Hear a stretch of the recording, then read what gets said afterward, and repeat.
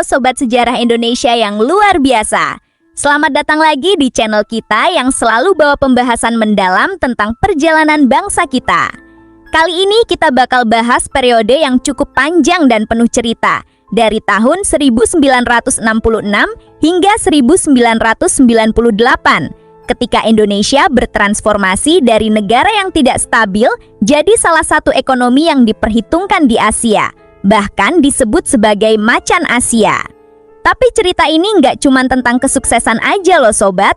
Ada peran kelompok teknokrat yang disebut Mafia Berkeley, keuntungan dari boom minyak dunia, tapi juga ada masalah besar seperti utang, ketimpangan, dan KKN yang akhirnya bikin kita menghadapi krisis besar tahun ke-1998.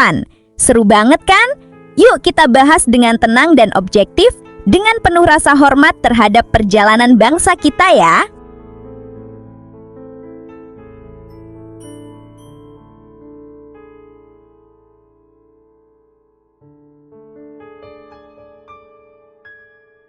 Oke sobat, mari kita mulai dari awal ya.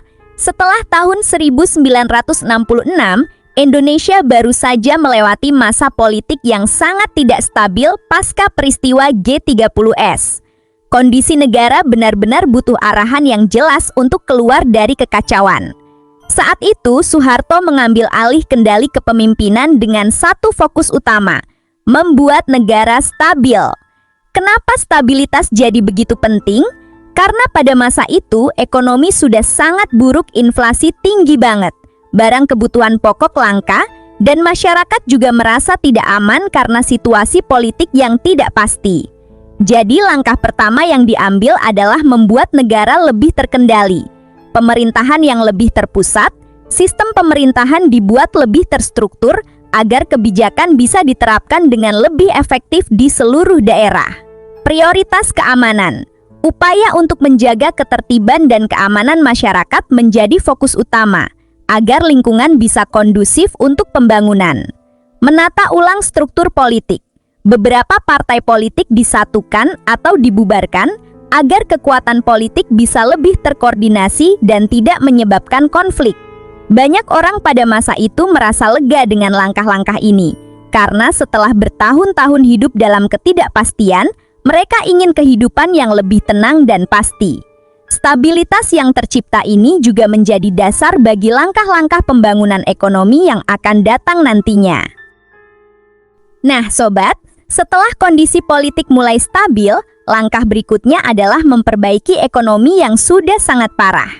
Disinilah muncul peran kelompok teknokrat yang kemudian dikenal dengan julukan Mafia Berkeley. Nama ini bukan karena mereka melakukan hal negatif loh, tapi karena sebagian besar dari mereka pernah belajar di Universitas Berkeley, Amerika Serikat, dan memiliki pemikiran ekonomi yang modern dan sistematis. Kelompok ini dipimpin oleh orang-orang seperti Widjojo Nitisastro, Ali Wardana, dan Emil Salim, yang kemudian menjadi tokoh kunci dalam menyusun kebijakan ekonomi Indonesia selama beberapa dekade. Apa aja yang mereka lakukan? Pertama, menekan inflasi yang melonjak. Pada awal tahun 1960-an, inflasi bisa mencapai ratusan persen setiap tahun. Mereka menerapkan kebijakan moneter dan fiskal yang ketat, seperti mengendalikan jumlah uang yang beredar dan menyusun anggaran negara yang lebih sehat. Hasilnya, inflasi berhasil ditekan menjadi angka yang lebih terkendali. Kedua, membuka pintu investasi asing. Sebelumnya, kebijakan ekonomi cenderung sangat protektif dan tertutup. Mereka melihat bahwa Indonesia butuh modal dan teknologi dari luar untuk bisa berkembang.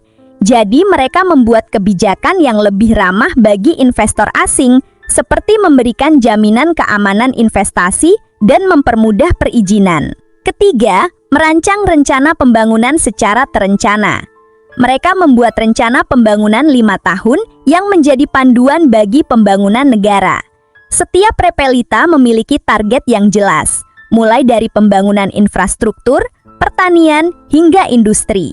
Keempat, memperkuat sektor pertanian. Karena sebagian besar rakyat Indonesia bekerja di sektor pertanian, mereka menerapkan kebijakan seperti memberikan subsidi pupuk dan benih berkualitas untuk meningkatkan produksi pangan. Ini penting agar Indonesia bisa mandiri dalam pangan dan tidak terlalu bergantung pada impor.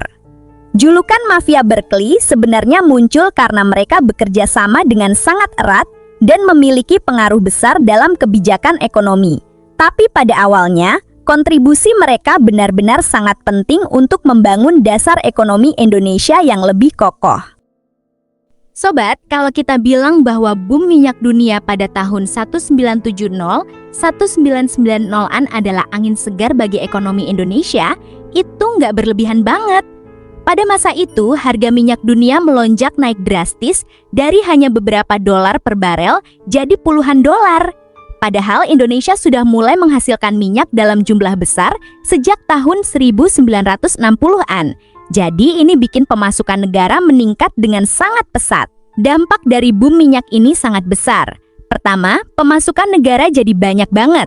Uang dari ekspor minyak digunakan untuk membiayai berbagai proyek pembangunan besar-besaran, seperti pembangunan jalan raya, pelabuhan, bandara, pembangkit listrik, dan sekolah serta rumah sakit di seluruh negeri. Banyak daerah yang dulunya sulit dijangkau sekarang jadi lebih mudah diakses berkat infrastruktur yang dibangun dengan uang minyak. Kedua, ekonomi tumbuh dengan cepat. Pertumbuhan ekonomi Indonesia pada masa itu bisa mencapai 6-7% per tahun, yang merupakan angka sangat tinggi untuk sebuah negara berkembang. Banyak industri baru muncul, baik yang berhubungan dengan minyak maupun sektor lain seperti tekstil, elektronik, dan makanan. Ketiga, Indonesia mulai diperhitungkan di Asia. Dengan pertumbuhan ekonomi yang pesat, Indonesia bersama dengan negara-negara lain seperti Korea Selatan, Taiwan, Hong Kong, dan Singapura mulai dikenal sebagai ekonomi tumbuh cepat Asia, atau bahkan disebut sebagai macan Asia, yang menunjukkan kekuatan dan potensi ekonomi yang besar. Keempat, standar hidup masyarakat mulai meningkat. Banyak orang yang bisa keluar dari kemiskinan, akses ke pendidikan dan kesehatan menjadi lebih baik, dan banyak fasilitas modern mulai masuk ke Indonesia. Namun, di balik semua keuntungan ini, sudah mulai muncul tanda-tanda masalah yang nantinya akan menjadi beban besar. Salah satunya adalah ketergantungan yang terlalu besar pada minyak. Hampir separuh pemasukan negara datang dari ekspor minyak. Jadi, jika harga minyak turun, negara akan langsung terpengaruh. Tapi pada masa kejayaan boom minyak, banyak orang belum menyadari resiko ini. Sobat, periode tahun 1970-1990-an memang banyak memberikan keberhasilan bagi Indonesia. Tapi kita juga tidak bisa menyembunyikan masalah-masalah besar yang muncul di balik pertumbuhan ekonomi tersebut. Pertama, ketergantungan pada utang luar negeri. Meskipun pemasukan dari minyak banyak, tapi untuk membiayai pembangunan yang besar, pemerintah juga banyak mengambil utang dari luar negeri. Pada awalnya, ini bukan masalah karena pendapatan dari minyak cukup untuk membayar cicilan utang. Tapi ketika harga minyak mulai turun pada akhir tahun 1980-an, beban utang mulai terasa sangat berat. Kedua, ketimpangan ekonomi yang makin besar. Pertumbuhan ekonomi tidak dirasakan secara merata di seluruh daerah dan lapisan masyarakat. Jakarta dan beberapa kota besar di Jawa mendapatkan sebagian besar manfaat pembangunan, sedangkan daerah-daerah luar Jawa masih tertinggal. Juga jarak antara orang kaya dan orang miskin makin lebar. Ada kelompok yang sangat kaya, sementara masih banyak rakyat yang hidup dalam kemiskinan. Ketiga, praktik KKN yang makin kuat. Seiring dengan bertambahnya proyek pembangunan dan aliran uang yang banyak, praktik korupsi, kolusi, dan nepotisme mulai merajalela. Banyak proyek yang tidak berjalan dengan baik atau bahkan terbuang sia-sia karena ada unsur korupsi di dalamnya. Ini tidak hanya merusak ekonomi, tapi juga mengurangi kepercayaan masyarakat pada pemerintah. Keempat, kurangnya diversifikasi ekonomi. Karena terlalu bergantung pada minyak, ketika harga minyak turun, ekonomi Indonesia langsung terkejut. Upaya untuk mengembangkan sektor lain seperti pariwisata, pertanian ekspor, dan industri manufaktur memang sudah dilakukan, tapi belum cukup untuk menggantikan peran minyak sebagai sumber pendapatan utama negara. Kelima, masalah lingkungan dan sosial. Banyak proyek pembangunan seperti pertambangan dan industri menyebabkan kerusakan lingkungan yang cukup besar, seperti hutan yang ditebang, sungai yang tercemar, dan tanah yang longsor. Selain itu, juga ada masalah sosial seperti migrasi besar-besaran ke kota yang menyebabkan kemacetan dan kumuhnya permukiman kumuh. Meskipun ada masalah-masalah ini, pada masa itu ekonomi Indonesia masih tetap tumbuh dan banyak orang merasa bahwa masa depan negara akan semakin baik. Namun, semua ini mulai berubah ketika tahun 1990-an memasuki paruh kedua. Sobat, tahun 1998 menjadi tahun yang sangat menyakitkan bagi banyak orang Indonesia. Krisis ekonomi yang awalnya hanya menyerang Thailand pada tahun 1997 cepat menyebar ke seluruh Asia, termasuk Indonesia, dan dampaknya di sini sangat parah. Beberapa faktor yang menyebabkan krisis ini menyerang Indonesia dengan begitu hebat. Pertama, lemahnya sistem keuangan nasional. Banyak bank lokal yang memberikan pinjaman dengan tidak hati-hati, terutama untuk proyek-proyek yang tidak terlalu produktif. Ketika mata uang mulai melemah, banyak perusahaan tidak bisa membayar utang luar negeri yang dalam mata uang asing.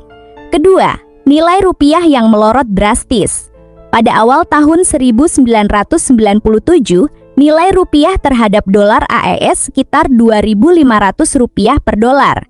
Namun pada puncak krisis tahun 1998, nilainya bisa mencapai lebih dari Rp15.000 per dolar. Ini membuat harga barang impor melonjak naik, inflasi kembali menjamur, dan banyak perusahaan gulung tikar. Ketiga, kepercayaan pasar global hilang.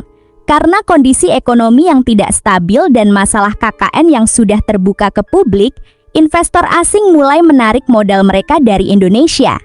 Ini membuat situasi ekonomi menjadi semakin parah. Keempat, faktor politik yang memperparah kondisi. Ketidakpuasan masyarakat terhadap situasi ekonomi dan praktik KKN mulai muncul dalam bentuk protes besar-besaran di berbagai kota. Kondisi politik yang tidak stabil ini semakin membuat investor enggan untuk kembali berinvestasi di Indonesia. Dampak dari krisis ini sangat menyakitkan. Banyak perusahaan bangkrut dan orang kehilangan pekerjaan. Harga barang kebutuhan pokok naik sangat tinggi. Banyak orang yang harus kembali ke desa karena tidak bisa bertahan hidup di kota. Situasi sosial menjadi tidak stabil dengan terjadinya kerusuhan di beberapa daerah. Julukan macan Asia yang selama ini membuat kita bangga pun mulai runtuh. Banyak orang yang tidak menyangka bahwa ekonomi yang tumbuh pesat selama beberapa dekade bisa tiba-tiba mengalami kemunduran yang begitu hebat. Sobat, meskipun periode 1966 sampai 1998 memiliki cerita yang penuh dengan kejanggalan dan akhirnya berakhir dengan krisis yang menyakitkan, dari sini kita bisa mengambil banyak pelajaran berharga. Pertama, pentingnya tidak terlalu bergantung pada satu sumber pendapatan. Pengalaman kita dengan ketergantungan pada minyak mengajarkan kita bahwa negara harus memiliki ekonomi yang beragam agar tidak terlalu terpengaruh oleh fluktuasi harga komoditas tertentu. Kedua, pentingnya kebijakan ekonomi yang sehat dan berkelanjutan. Pertumbuhan ekonomi yang cepat bukanlah segalanya kalau tidak diimbangi dengan pemerataan dan keberlanjutan. Kita harus memastikan bahwa pembangunan memberikan manfaat bagi seluruh rakyat, bukan hanya sebagian kecil saja. Ketiga, pentingnya menekan KKN dan menjaga transparansi. Praktik korupsi dan kolusi tidak hanya merusak ekonomi, tapi juga merusak kepercayaan masyarakat pada pemerintah. Kita harus selalu berjuang untuk menciptakan pemerintahan yang bersih dan akuntabel. Keempat, pentingnya membangun ekonomi yang tangguh. Krisis 1998 mengajarkan kita bahwa ekonomi yang kuat bukan hanya tentang pertumbuhan angka, tapi juga tentang sistem keuangan yang sehat, regulasi yang tepat, dan kemampuan untuk menghadapi guncangan global. Dampak dari periode ini juga masih terasa hingga sekarang ya sobat. Banyak kebijakan pembangunan yang kita jalankan sekarang dipengaruhi oleh pengalaman kita selama masa itu. Kita juga semakin menyadari bahwa pembangunan negara adalah proses yang panjang dan butuh kerja keras serta kesabaran dari seluruh rakyat Indonesia. Perjalanan kita dari masa tidak stabil hingga menjadi ekonomi yang diperhitungkan, kemudian mengalami krisis dan bangkit kembali, menunjukkan bahwa Indonesia adalah negara yang memiliki kekuatan dan daya tahan yang besar. Kita pasti bisa bangkit dan menjadi negara yang lebih baik jika kita bisa belajar dari sejarah dan bekerja sama secara serius. Nah, itu dia sobat perjalanan ekonomi Indonesia dari tahun 1966 hingga 1998 yang penuh dengan cerita dan pelajaran berharga. Semoga konten ini bisa membantu kita lebih memahami bagaimana Indonesia berkembang dan mengapa kita harus selalu waspada terhadap tantangan ekonomi dan politik ya. Ingat ya, sejarah adalah guru yang baik dari pengalaman masa lalu. Kita bisa membuat keputusan yang lebih baik untuk masa depan bangsa. Kalau kalian punya pendapat atau pemikiran lain tentang periode ini, jangan sungkan buat komen di bawah dengan bahasa yang sopan dan penuh rasa hormat terhadap sejarah bangsa ya. Jangan lupa like video ini, subscribe ke channel kita, dan bagikan ke teman-teman yang juga suka belajar sejarah Indonesia yang mendalam. Jadi, dukungan kalian bakal bantu kita terus buat konten yang edukatif dan menghargai perjalanan panjang bangsa kita. Oke deh sobat, sampai jumpa di video selanjutnya ya. Tetap semangat belajar sejarah dan jadilah generasi yang berkontribusi positif bagi kemajuan negara kita. Sampai jumpa!